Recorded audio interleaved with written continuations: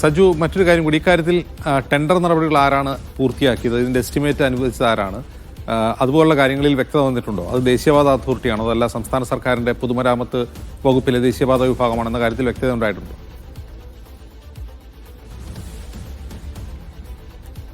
അജംസ്, അത്തരം കാര്യത്തിൽ വ്യക്തത വരുത്തേണ്ടത് എന്തായാലും കേന്ദ്ര സർക്കാരും സംസ്ഥാന സർക്കാരുകളുമാണ്. എന്തായാലും ഈ ഒരു അപകടവുമായി ബന്ധപ്പെട്ട് വലിയ രീതിയിൽ ജനരോഷം ഒഴുകുന്ന സാഹചര്യത്തിലാണ് ഇപ്പോൾ ഈ അന്വേഷണ സംഘത്തെ നിയമിച്ചിരിക്കുന്നത്. ഈ ദേശീയപാതയിലെ വിള്ളൽ കൂടുതൽ റോഡുകളിലേക്കൊക്കെ അല്ലെങ്കിൽ കൂടുതൽ സ്ഥലങ്ങളിലേക്ക് വ്യാപിച്ച പശ്ചാത്തലത്തിലാണ് ഇന്നലെ ടി മുഹമ്മദ് ബഷീർ നിതിൻ ഗഡ്കരിയുമായിട്ട് കൂടിക്കാഴ്ച നടത്തുകയും കൃത്യമായിട്ടുള്ള അന്വേഷണം ഉണ്ടാവുകയും, അതായത് ക്രമക്കേട് കാണിച്ചവർക്കെതിരെ കൃത്യമായിട്ടുള്ള നടപടി സ്വീകരിക്കണമെന്നുള്ള കാര്യം ആവശ്യപ്പെട്ടത്. കൂടുതൽ എംപിമാരും ഇക്കാര്യം തന്നെ കേന്ദ്രമന്ത്രിയുമായിട്ട് ഒക്കെയും ഫോണിൽ സംസാരിച്ചിട്ടുണ്ട്. അതിന്റെ പശ്ചാത്തലത്തിലാണ് ഇപ്പോൾ 3 അംഗ സമിതിയെ നിയോഗിക്കാൻ വേണ്ടി നിതിൻ ഗഡ്കരി ശുപാർശ ചെയ്ത പ്രകാരം ഇപ്പോൾ കേന്ദ്രം 3 അംഗ സമിതിയെ നിയോഗിച്ചിരിക്കുന്നത്. ഡൽഹി IIT പ്രൊഫസർ KN റാവുവിന്റെ നേതൃത്വത്തിലുള്ള അന്വേഷണ സംഘമായിരിക്കും കേരളത്തിലെത്തുക. ഈ സ്ഥലം സന്ദർശിക്കുകയും റോഡുമായി ബന്ധപ്പെട്ടുള്ള നിലവിലെ പരാതികൾ എന്തൊക്കെയാണെന്ന് പഠിക്കുകയും അതിനുശേഷം ഇതിന്റെ ടെൻഡർ നടപടികളുമായി ബന്ധപ്പെട്ടുള്ള കൂടുതൽ എന്തൊക്കെയാണ് ഇതിന്റെ പിന്നിലുള്ള കാര്യങ്ങൾ, അത് കേന്ദ്രമാണോ അല്ലെങ്കിൽ കേരളമാണോ എന്നുള്ള കാര്യത്തിൽ കൃത്യമായിട്ടുള്ള വ്യക്തത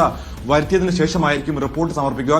ഈ റിപ്പോർട്ടിന്റെ അടിസ്ഥാനത്തിലായിരിക്കും ഇതിൽ ക്രമക്കേട് കാണിച്ചവർക്കെതിരെയുള്ള നടപടികൾ കേന്ദ്ര സർക്കാരിന്റെ ഭാഗത്തു നിന്നും ഉണ്ടാവുക എന്നാണ് മനസ്സിലാക്കുന്നത്. ഇന്നലെ സംസാരിച്ചപ്പോൾ ടി മുഹമ്മദ് ബഷീറുമായിട്ട് നിതിൻ ഗഡ്കരി സംസാരിച്ചപ്പോൾ അദ്ദേഹത്തിന് കടുത്ത അമർഷം ഇതിൽ തന്നെ ഉണ്ടായിരുന്നു. പ്രത്യേകിച്ച് നിർമ്മാണ പ്രവർത്തനങ്ങളുടെയൊക്കെയും സമയത്ത് വലിയ രീതിയിൽ കൊട്ടിഘോഷിച്ച ഒരു പദ്ധതിയാണിത്.